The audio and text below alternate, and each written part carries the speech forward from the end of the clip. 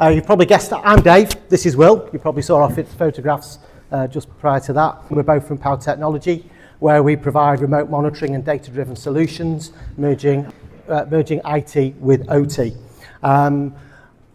We make it easy and affordable, combining our own industrial Internet of Things hardware and software with the best third-party technology, such as that from Siemens. So I'm going to hand over to Will now to talk a bit more about the barriers to adoption.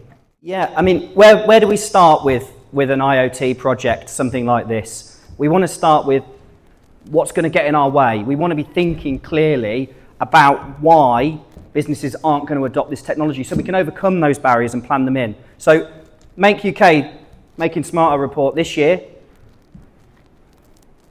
big number, 46% of manufacturers state a lack of technical skills in deploying digital projects. 41% have integration and data issues. 38% high costs. And workplace culture resistant, 36% of manufacturers feeding into this report. So this is real data from this year, and I'm sure manufacturers in the room can resonate with all of these. That these are the challenges of adopting digital technology. And what we're going to do today is we're going to try and break down these barriers when we talk about the use cases and how we overcame those barriers. And that's key. Coming back to these at the start of any project is key here. So, just some big open questions to the room, and think about these in the back of your mind when we're working through this presentation. Do you have all the data you need to make decisions? We asked it at our round table, not a single person put their hand up. I asked it at Chem UK, maybe 2 or 3 people put their hand up out of an audience of 30. You've got the data you need to make decisions, but many people don't. I mean, not all the data. There you go. How can we quantify the value of the problem? When we come to generate an ROI in a business case, we need to know all of these things. I'm an engineer by trade, but I need to know the pounds, shillings, and pence. I need to be an accountant. I need to be a storyteller, and I'm able to tell these things. And have you got the skills that you need in the business to make these things work? How will we overcome these barriers? That's going to be the key thing. So, a little recipe now on the next slide. We've got to identify the reasons. These are the key ones, the key whys for a lot of people. Lowering costs, improving reliability, sustainability, compliance, logistics. These are all of the kind of bucket reasons that we want to identify up the front of a project, the why do it. And here's the really magic bit that I'm going to tell you. And this morning's keynote set this up perfectly. So, sensor, gateway, platform, insights, data integration. It's a proven recipe. You saw it from Mars earlier. We didn't collude. These were developed separately from each other. Definitely. £5 owed to the keynote earlier. But it's a key recipe that we can combine together to make an IoT solution work and really fly in a business. So we can demonstrate success in a pilot, but we can scale it out to a business function. Dave, you're going to take us through a really excellent use case. Yeah, so let's talk about cardboard boxes, and more specifically glue. There are about 300,000 packaging lines in the world. Some boxes are big, some boxes are small, some lines are really fast, some are slower. There's a lot of boxes getting glued together. It's been fascinating to see at close quarters and understand how glue is used, importantly, by both suppliers and users, and industrial glue users rather than social glue users. The technical challenges are quite significant. The glue's heated to about 150 degrees C, and on fast lines, each little squirt of glue, a blob, could be just 2 milliseconds to be applied. So why would you want to know how much glue is being used? Well, that depends on who you are. If you're a glue supplier, well, glue's typically sold in weight, and some glues are better than others. So if it's a better glue, you need less. If you make the best glue, you want to prove it's the best glue and justify perhaps a premium price. We live in an age where customers value service. So the supplier wants to add more value, and this can be done by providing a valuable service. Understanding clients leads to stronger relationships and in turn better loyalty. So another little pun here leads to stickier customers. And then for the previously mentioned industrial glue user, how do they get to benefit? Well, they need to make sure the boxes are of suitable quality. Who wants the cornflakes to pop open in the morning? Who wants an unsightly big blob of glue, that's another tongue twister, on the box of chocolates you've just got for your loved ones? Using too much glue is a waste. An extra 10% on every carton soon adds up, but too little and you've got a scrap product. You need to rework it, you risk it popping open. It's a bad experience for the consumer. What you need is a solution that's quick and easy to retrofit to any packaging line. Special sensors were needed to cope with the high temperatures and the speed. We needed to process data on the edge and sent to a platform for further analysis and reporting.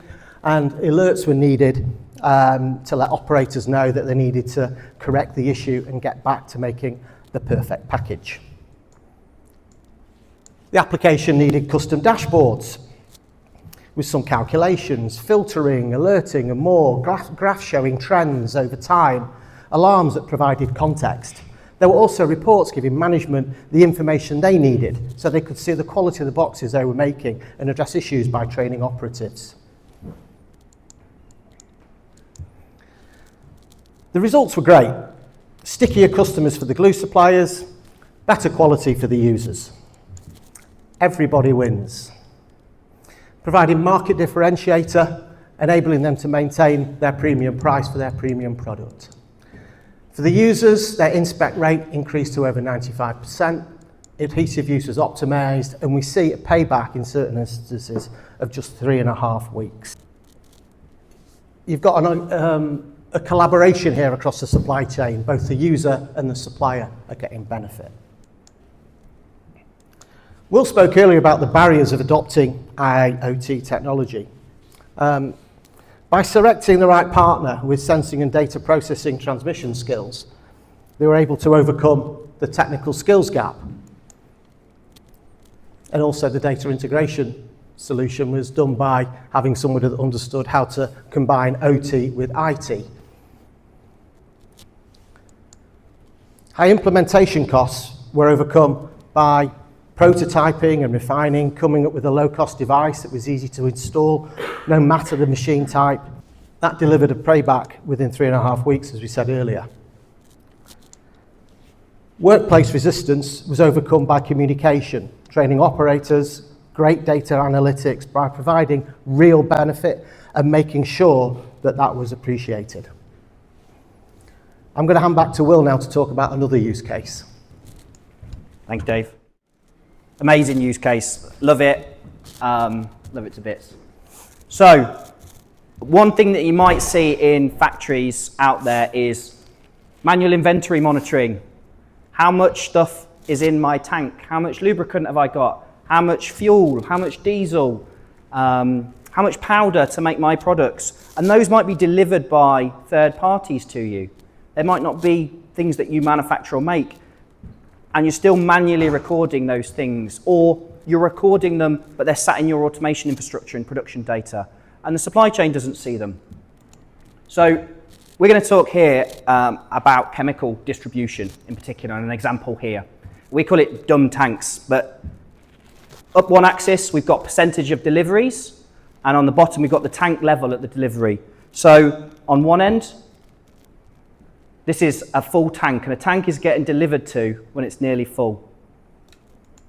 And then we've got runouts. 7% of the time we're running out of product on our customers' sites. So it's not good service.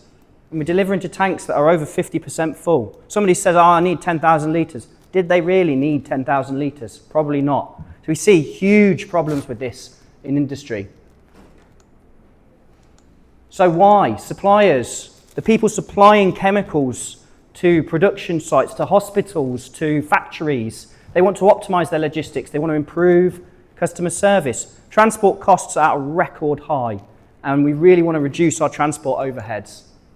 Partial deliveries and part loads and returns. If a product isn't fully delivered, it might have to be reworked in the factory or redone or restored back into your own internal storage.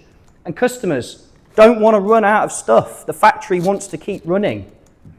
Automate the ordering process. I don't want to have a phone call to say, can you go and check the tank? It's the 22nd of December and it's really cold outside. I want to drink tea in my nice hot office, thank you. Prevent overspills. Automate all of the stock taking. Theft and leak detection, the list goes on. So how do people do it?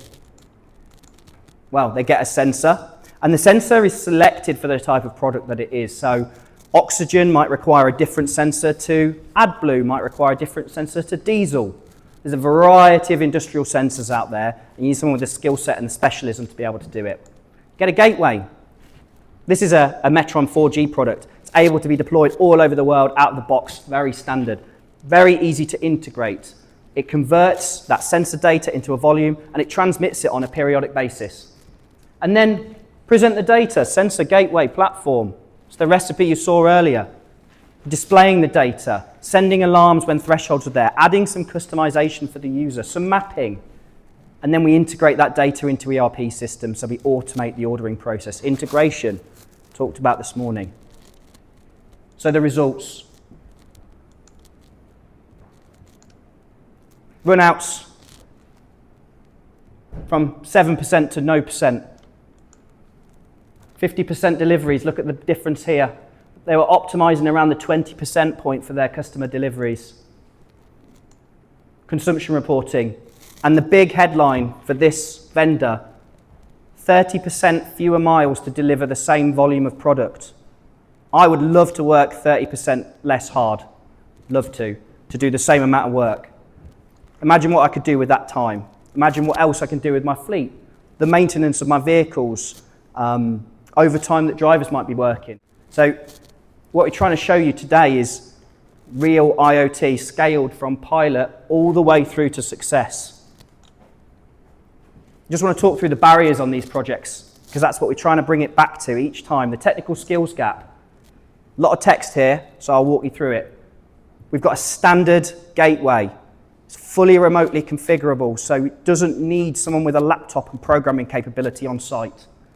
We've got complex chemicals, so we need someone with knowledge to know that needs to go in that tank and that needs to go in this tank. We integrate that data into the ERP system, so we have to select a platform that is going to be able to provide us the data we need, and it needs to be able to do that day in, day out for years. We are going to build our entire supply chain on the data that this thing provides. We provide multi-year plans, multi-year platforms. We provide an operational model. So there's 5-year engagements, long-term contracts, knowledge and known costs. And then who wants to go onto a top of a tank and have to dip it manually? If you've never done that task, let me tell you, it's rubbish. Consistency of data, daily, regular data brings comfort to people. And your teams can do other things. Imagine being a supply chain person that doesn't have to go out and manually record from 20 chemical tanks around your site on a clipboard. I've seen it happen, and I'm sure many of you have. So that's the tank use case story. It's really key, and let's do more of those, please. That's Dave and I. How can we help?